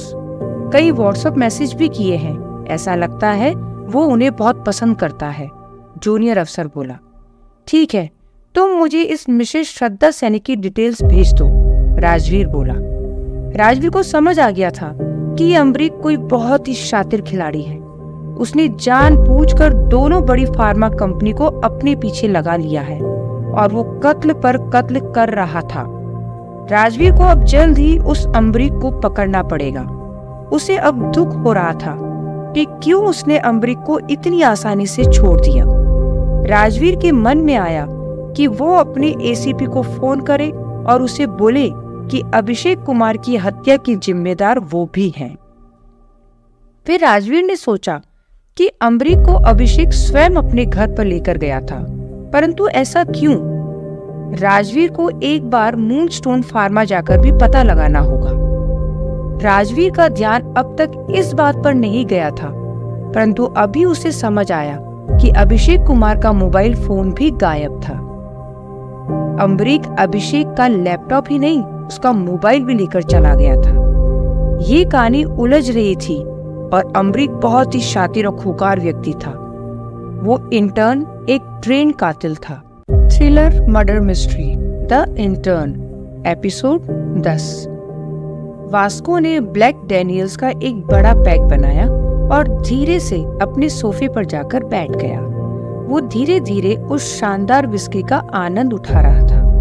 नरेश अपनी कुर्सी पर बैठे बैठे करवट बदल रहा था। आपको टेंशन नहीं हो रही? नरेश बोला। वो वास्को के इतने शांत स्वभाव का आदी नहीं था। ये अमरीक कौन है? वास्को बोला। उसकी आवाज में गंभीरता और पैनापन था। पता नहीं, परंतु ये पक्का है कि उसने पहले सत्या को मारा और फिर अब अभिषेक को। नरेश बोला। उसकी आवाज में भारीपन था। अभिषेक की गलती थी, उसने अमरीक को हल्के में लिया, परंतु अच्छा है उस अमरीक ने प्रथमेश का दायां हाथ ही काट दिया। वास्को बोला। हाँ वो तो है, परंतु ये अमरीक चाहता क्या है और किसके इशारे पर काम कर रहा है? नरेश बोला। तुम अपनी उस सेक्रेटरी को बोलो वो क्या कर रही है, उसे बोलो काम पर लग जाए। वास्को बोला। ठीक है, परंतु जितना मुझे अभिषेक की पत्नी से मालूम पड़ा है वो ये कि अभिषेक की हत्या करने के बाद वो अमरीक उस ओबेलिस्क किताब को लेकर चला गया है। नरेश बोला। तुम्हें कैसे पता? वास्को ने अपनी विस्की का सिप लेते हुए पूछा। जब वो इंस्पेक्टर राजवीर अभिषेक की पत्नी से पूछताछ कर रहा था तब मेरा एक खबरी वही था। नरेश बोला। Good job. और क्या पता चला? वास्को ने पूछा। और ये कि अभिषेक का कोई ड्राइवर नहीं था। फिर भी जिस दिन वो अमरीक को लेकर अपने घर आया उस दिन कोई ड्राइवर उसके साथ था। नरेश बोला। तुम भी उस बिल्डिंग का सीसीटीवी निकलवाओ, चेक करते हैं। वास्को बोला। ठीक है। नरेश बोला। एक बात बताओ, ये राजन की रिसर्च पूरी हो चुकी थी तो फिर उसकी डिटेल्स कहाँ है? वास्को बोला।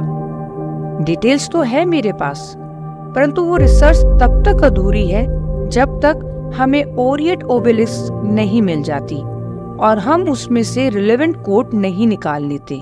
नरेश बोला। परंतु अभिषेक के पास तो वो किताब थी, तो उसने डिटेल्स क्यों नहीं निकाल ली? वास्को ने गंभीर स्वर में पूछा। क्योंकि उस राजन ने उस किताब के किन्हीं लिमिटेड फ्रेज को ही यूज किया है। अब वो फ्रेज कौन से हैं, ये केवल राजन जानता था। नरेश बोला।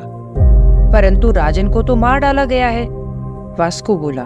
हाँ, और ये राज भी राजन के साथ ही चला गया कि ओबेलिस्क का इस्तेमाल कैसे करना है। नरेश बोला। परंतु मुझे वो रिसर्च और ओबेलिस्क दोनों चाहिए। यदि प्रथमेश ने वो कोड ढूंढ लिया तो दिक्कत हो जाएगी। वास्को बोला। पर आपको इस अमरीक की चिंता नहीं है क्या? नरेश बोला। चिंता है। वो क्राइम में आया और बहुत ही संदेहास्पद था। उसने हमारे एक आदमी को मारा और फिर प्रथमेश के दाएं हाथ को खत्म कर दिया। उसने हमसे ज्यादा प्रथमेश को नुकसान पहुंचाया, पता नहीं क्यों। वास्को बोला। हाँ, एक बार वो हाथ लग जाए तो फिर। नरेश बोला। परंतु इससे पहले वो अपना वाक्य कंप्लीट करता। वास्को बोला। तुम उस इंटर्न को बोलो कि अपनी 2 महीने की इंटर्नशिप पूरी करे। वास्को बोला। क्या आप उसे अब भी क्राई आने देंगे? नरेश के चेहरे का रंग उड़ गया। बिल्कुल नरेश, वो क्राई का इंटर्न है। पुलिस ने उसे छोड़ दिया और उसके खिलाफ कोई भी सबूत नहीं है कि उसने अभिषेक को मारा है, केवल शक है। हम उसे बोलेंगे कि वो अपनी इंटर्नशिप पूरी करे। वास्को बोला। वास्को के दिमाग में कुछ बहुत बड़ा षड्यंत्र चल रहा था। उसे वो पुराने दिन याद आ गए जब राजन से वो पहली बार मिला था। राजन को उसने ही कन्विंस किया था कि वो अपनी कैंसर क्योर की ड्रग्स पर रिसर्च करे और राजन ने वो रिसर्च पूरी कर ली थी। परंतु इससे पहले राजन वो रिसर्च वास्को के साथ शेयर कर पाता, राजन गायब हो गया था। वास्को को पता था कि राजन की रिसर्च क्राई और मूनस्टोन दोनों के लिए बहुत ही महत्वपूर्ण थी। उस रिसर्च से कैंसर का परमानेंट इलाज मिल जाएगा और जो भी कंपनी इस ड्रग को पेटेंट करा लेगी वो इस दुनिया की नंबर 1 कंपनी बन जाएगी। वास्को को पता था कि प्रथमेश एक शातिर खिलाड़ी है और वो आसानी से हार नहीं मानेगा। वो अपनी एड़ी चोटी का जोर लगा देगा और कैंसर क्योर ड्रग्स का पेटेंट करा लेगा। वास्को ने ही राजन को बोला था कि वो अपनी रिसर्च के की फीचर्स को मास्क कर दे, परंतु राजन ने न सिर्फ अपने की फीचर्स को मास्क कर दिया, परंतु एक किताब ओरिएंट ओबेलिस्क की कुछ लाइनों को उसका कोड बना दिया। परंतु वो लाइन कौन सी थी, ये केवल राजन को पता था। जिसने भी राजन को मारा था उसे ये नहीं पता था कि राजन की लाइन को बिना ओरिएंट ओबेलिस्क की उन लाइन के कोड के बिना नहीं खोला जा सकता था। वो रिसर्च उस किताब के बिना बेकार थी। तुम उस ब्यूटी क्वीन को अभी फोन करो, वास्को बोला। नरेश ने फौरन कोई नंबर डायल किया और एक लड़की ने फोन उठाया। तुमने अच्छा काम किया, वास्को ने बिना लड़की की तरफ से कोई जवाब सुने बोला। थैंक्स चीफ, लड़की बोली। परंतु तुम्हारा काम खत्म नहीं हुआ है, वास्को बोला। मुझे पता है चीफ, लड़की बोली। मतलब? वास्को ने संशय भरी आवाज में कहा। आपका वो प्यारा इंटर्न आपको दुखी कर रहा है, लड़की बोली। मुझे बहुत अच्छा लगा कि तुम पूरी खबर रखती हो, वास्को बोला।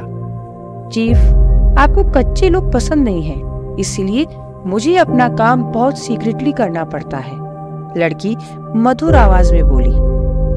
That's why we like you so much, Vasco बोला। आपका इंटर्न क्या करे आपके लिए, लड़की बोली। अपनी इंटर्नशिप पूरी करे और वास्को कुछ बोलते बोलते रुक गया। और अपनी वो किताब, क्या नाम है, ओबेलिस्क, आपको दे दे, लड़की थोड़ा शरारती अंदाज में बोली। तुम बहुत ही समझदार हो, वास्को बोला। चीफ, आपने बोला तो समझो हो जाएगा।